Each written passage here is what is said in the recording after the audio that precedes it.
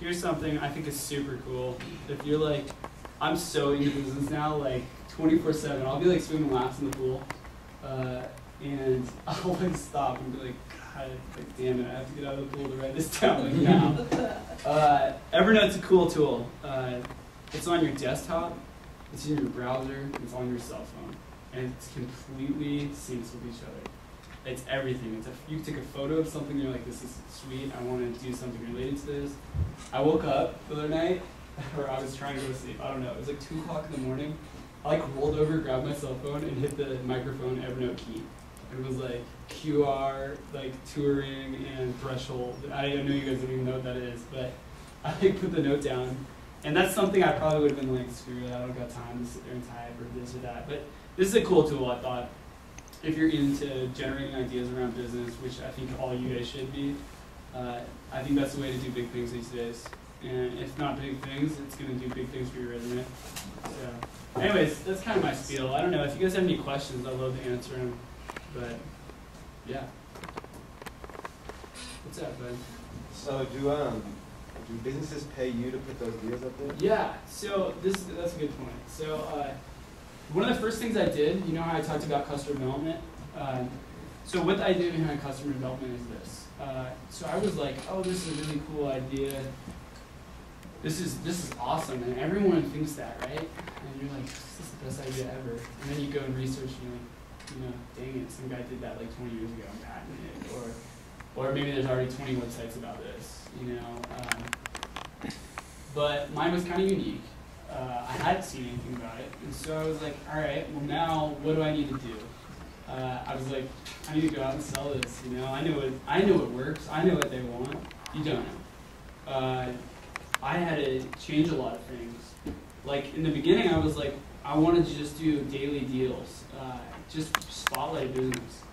And I saw this spotlighting issue because I was looking at the Blue Book and I'm like, there's 100 businesses in here. Like, what do you flip a page and you're like, no one, would you read it back to back like it's a novel? So you can see every business? Like, it doesn't even make sense. And so I was like, okay, well, the spotlighting thing, a business has got like that. That's something I tested in customer development. I went there and I said, what are some of the things that bother you about the Blue Book? I didn't even tell them what I was doing.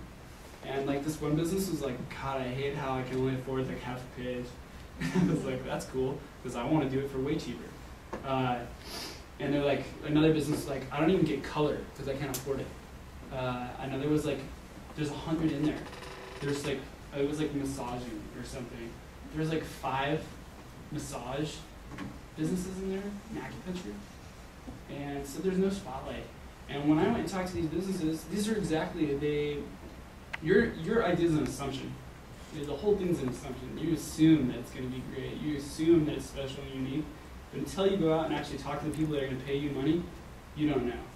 So after I did the customer development, one of the things I asked them was, well, what do you currently pay for the Blue Book? It was like, there's 100 businesses in there. Turns out, it's like these people are paying anywhere from $500 to $1,700 a quarter. They had 100 businesses since 1988, and there's 4 of them. I didn't even know there was 4. They used to do one in the summer too, and they do it at every college right here in Whatcom County. The Indian College, the community college. I think maybe BTC. I don't know. I don't think BTC. Maybe not. So then I was like, okay, well that knows there's a market too for me. I knew what their price was, and then I started doing the math, and I'm thinking to myself, there's 365 days a year. I'm a generous guy. Maybe I give the summer away, because some kids go home. Summer's a hard time to be selling stuff to kids, or essentially marketing to kids, giving them deals and things. So I just said, all right, maybe 300. Well, that's 300 businesses. That's going to be kind of hard. Maybe every other day, and I started doing the math. I could do this. I could give them something that runs for about 30 days straight, this ongoing deal, and a short-term deal where their business is spotlighted. Maybe I could do it $300, $200, and then I started doing the math on that. And if I did it at a couple different colleges, maybe Whatcom Community College and one for Western, and that's 2 colleges. And what we've been talking about lately is doing 100 colleges by fall, which is going to be a lot of work. But you guys do the math on that. At like $200 a business, maybe every other day. So yeah, and they were like, this cost me $200 instead of $500 for the cheapest. It's half a page in black and white. They're like, sign me up, you know. If you can get the customers, I got 2 customers here. One being you guys, the students. You guys don't have to pay anything. That's the stellar part. I made it easy too. I said, okay, not a lot of kids are gonna want to come to my site. Like, do you want to take the time to come here and be like, oh yeah, sweet. Ooh. The thing is you're gonna come to it on your cell phone. You're gonna come to it through email. How easy is it just to get an email, and if it's relevant, you click it, you link to it, you see what it is, you go there in a day.